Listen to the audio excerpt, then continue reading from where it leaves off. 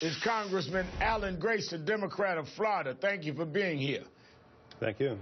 Congressman, does the president have the Tea Party on the ropes? I think so. I think that ordinary Americans are with the president. They're appalled by the Tea Party's tactics, where they come to the president and the Congress and say, if you don't let us steal your car, then we're going to burn down your house. They're appalled by the way the Tea Party cheered on the shutting down of the government, cheered on the fact that we put our credit at risk for a generation to come. And they're appalled by the enormous expense. The fact that this shutdown ended up costing America $24 billion. That's almost $100 for every man, woman, and child in this country. Frankly, they want their money back, and they want the Tea Party out of their lives. At this point, the Tea Party is no more popular than the Klan. Now, Congressman, some on the right are already threatening those who didn't push the defund movement all to the end. Sarah Palin wrote on Facebook, and I'm quoting it, "Rest well tonight, for soon we will focus on important House and Senate races. Let's start with Kentucky. From sea to shining sea, we will not give up. We only just begun to fight." From sea to shining sea, Congressman, what will happen if the right launches a Tea Party primary fights all over the country?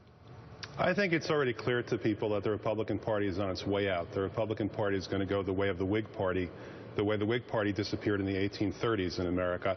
And the reason is simple. They simply won't do anything useful for ordinary people, whether the issue is jobs or housing or health care or transportation, whatever the issue might be, they got nothing.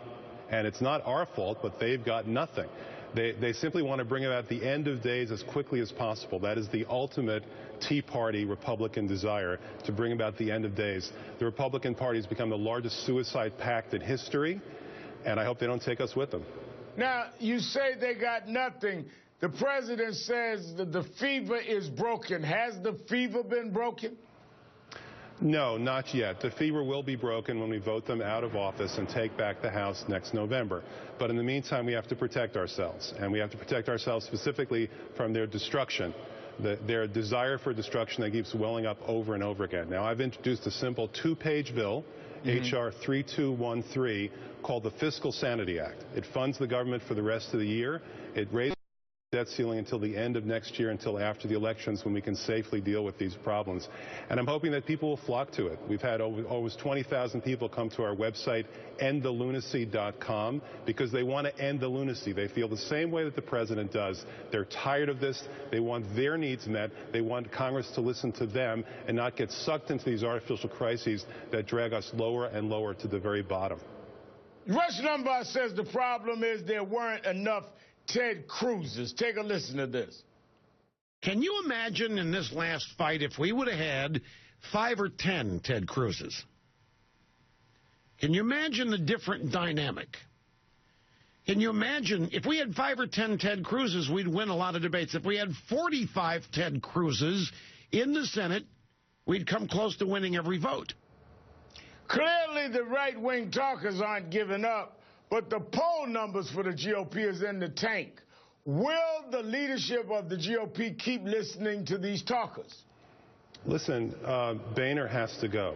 Boehner dragged this country with his Tea Party allies through the mud for 2.5 weeks, completely unnecessarily. There was no purpose to this whatsoever. The bill we voted on late last night is the same bill that we could have voted on 2 weeks ago, 2 months ago, 2 years ago. And the fact is that John Boehner has become a short-order cook for the far-right wing. Would you like some French fries or cheese with that? That's what he does. He takes whatever they want and he lays it out there as if that's the right thing to do. And another thing about him is that for 9 times before this week, before this month, he stepped back from the abyss and he let Democrats do the responsible thing, which is to keep the government running and to pass bills that needed to be billed. And this time he did not.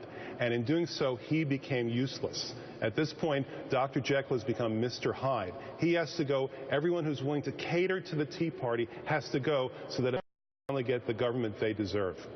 Congressman Alan Grayson, thank you for your time.